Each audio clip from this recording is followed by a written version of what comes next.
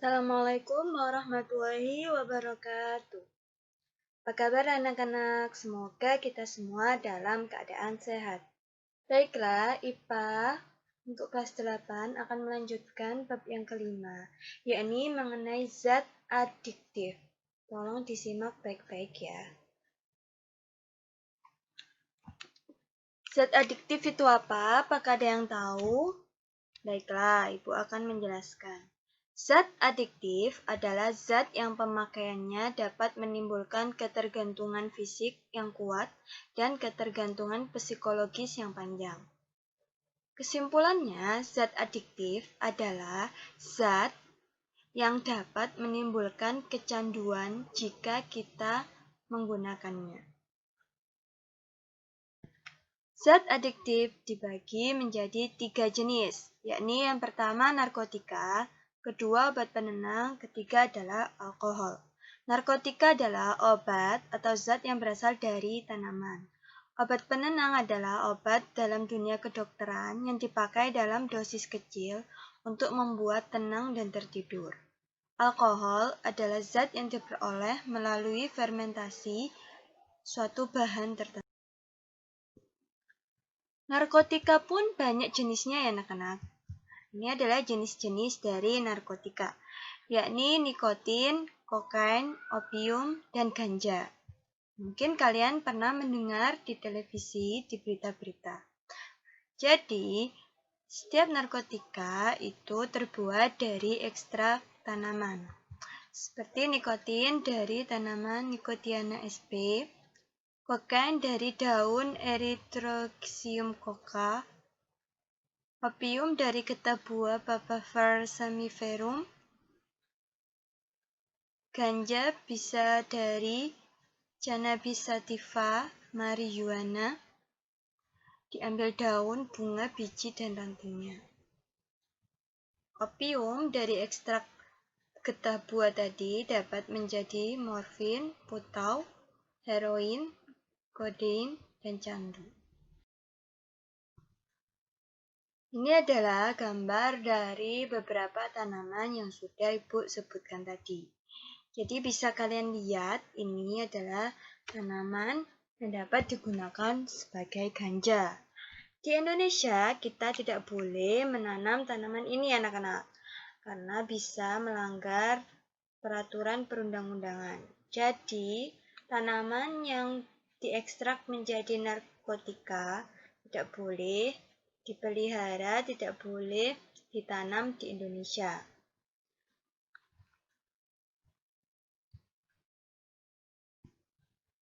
Ini tanaman yang bisa diekstrak akan menjadi opium. Ini adalah tanaman yang diekstrak akan menjadi kokain. Dan ini adalah tanaman yang diekstrak akan menjadi narkotika yang berjenis nikotin. Baiklah, Bu akan menjelaskan. Jadi ini adalah ringkasan dari 4 jenis narkotika, cara pemakaiannya dalam bentuk apa, dan gejala pemakaiannya.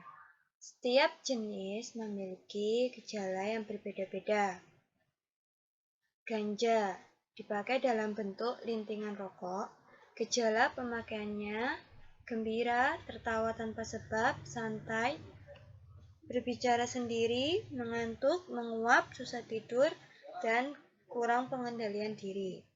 Opium dipakai dalam bentuk ekstrak getah. Gejala pemakaiannya gembira, tertawa berlebihan, bicara sendiri, cenderung membuat kerusuhan, mual, susah BAB, nafas berat, pupil mengecil. Kokain dipakai dalam bentuk serbuk. Gejala pemakaiannya suka berbicara, gembira berlebihan, gaduh gelisah, detak jantung meningkat, demam, nyeri perut, mual, dan muntah. Nikotin dipakai dalam bentuk irisan tembakau dalam rokok.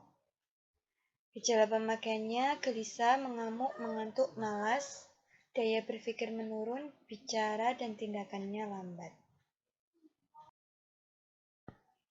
Setiap narkotika itu adalah zat yang mengandung ketagihan, zat yang mengandung ketergantungan, zat yang mengandung kecanduan.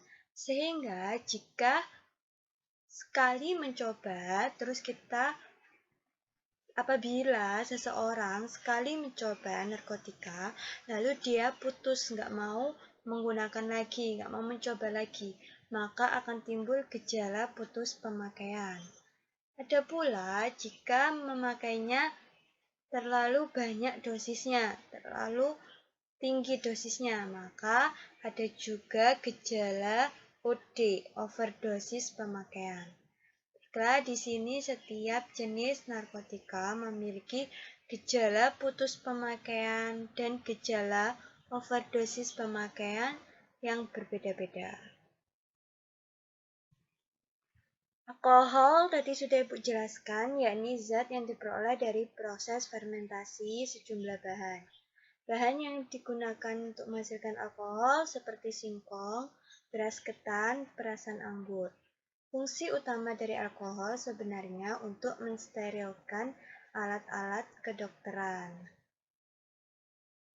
Seorang yang menggunakan alkohol, yang pernah minum alkohol, memiliki gejala pemakaian yakni gembira, pengendalian diri turun, keseimbangan tubuh turun, tidak dapat berdiri tegak, berdirinya sempoyongan, muka kemerahan.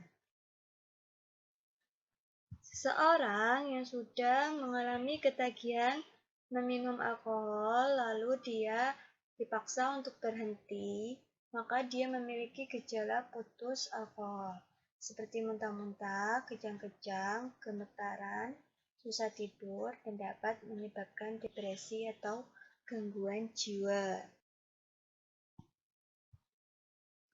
Seorang yang overdosis menggunakan alkohol sehari bisa meminum lebih dari 1 sehari, minum 5 atau 6 alkohol setiap hari. Maka dia mengalami gejala overdosis, yakni gelisah, tingkah laku kacau, tidak bisa mengendalikan tubuhnya, berbicara sendiri, dan lain-lain. Selanjutnya, Ibu akan menjelaskan mengenai psikotropika. Adalah zat atau obat alamiah yang bukan narkotika, berkhasiat psikoaktif melalui pengaruh pada susunan saraf pusat yang menyebabkan perubahan khas pada aktivitas mental dan perbuatan atau perilaku. Jadi psikotropika ini zat adiktif juga ya anak-anak, tapi bukan termasuk pada narkotika. Beda. Berdasarkan tujuan penggunaan dan tingkat resiko ketergantungan, psikotropika dibagi menjadi beberapa golongan, yakni 4 golongan. Ada golongan 1, 2, 3, dan 4. Jadi, jika seorang menggunakan psikotropika, dapat menimbulkan ketergantungan dan ketagihan anak-anak.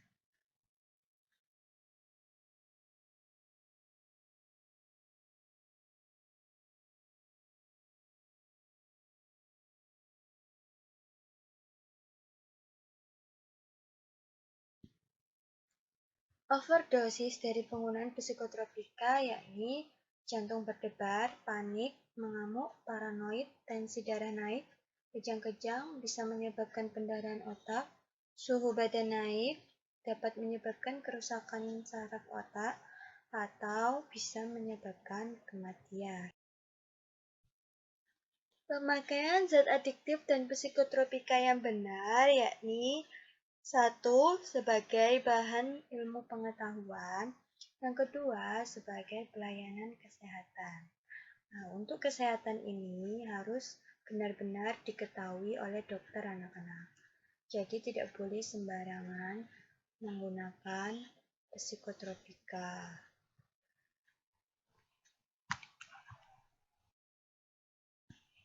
Ini adalah dampak negatif dari zat adiktif dan psikotropika yang salah penggunaannya. Salah penggunaannya di sini dalam artian seseorang menggunakan zat adiktif dan psikotropika untuk keinginan dia sendiri untuk urusan pribadi, yaitu untuk senang-senang. Jadi tidak ada hubungannya dalam kesehatan badannya. Jadi itu namanya penggunaan yang salah anak-anak. Jadi tidak boleh ya. Satu dampak negatifnya yakni merusak sel saraf, perubahan perilaku, ketergantungan atau kecanduan, menimbulkan penyakit seperti HIV, jantung, radang lambung, kerusakan hati dan pankreas, menimbulkan perbuatan kriminal dan dapat mengganggu ketertiban umum, dapat menimbulkan masalah sosial. Jadi, generasi harapan bangsa, para remaja, para mahasiswa itu harus menghindari narkotika, harus menghindari zat adiktif dan psikotropika. Yang pertama yakni dari lingkungan keluarga. Dalam lingkungan keluarga harus saling terbuka satu sama lain, tidak boleh menyembunyikan masalah. Dalam lingkungan sekolah, berteman dengan teman yang baik, jangan terjerumus dalam pergaulan yang negatif. Dalam lingkungan masyarakat, sering bersosialisasi dengan teman-teman di lingkungan masyarakat, seperti mengikuti Karang Taruna. Dalam lingkungan pemerintah, jadi pemerintah harus lebih mengawasi peredaran-peredaran zat-zat narkotika dan psikotropika yang berbahaya, agar tidak menjerumuskan generasi harapan bangsa. Di sini kita sebagai siswa harus lebih mengenal jati diri kita sendiri. Kita ingin melakukan perbuatan yang baik atau perbuatan yang buruk. Setiap hal yang kita lakukan akan berdampak pada diri sendiri. Jika kalian melakukan kegiatan positif, maka kalian juga bisa berdampak pada prestasi kalian. Jika kalian melakukan perbuatan yang buruk, perbuatan yang negatif, itu juga bisa merugikan diri kalian sendiri. Semuanya tergantung pada diri kalian. Memperkuat iman dan takwa pada Allah itu juga penting anak-anak. Sehingga jika kita melakukan hal-hal yang tidak baik, hal-hal yang dilarang oleh agama, kita bisa langsung menolaknya. Jika kita diajak untuk melakukan perbuatan yang jelek, perbuatan yang buruk, kita bisa langsung menolak dan menghindari. Baiklah, cukup sekian dari Ibu. Apakah ada yang tanyakan? Sekian pembelajaran IPA pada minggu ini. Wassalamualaikum warahmatullahi wabarakatuh.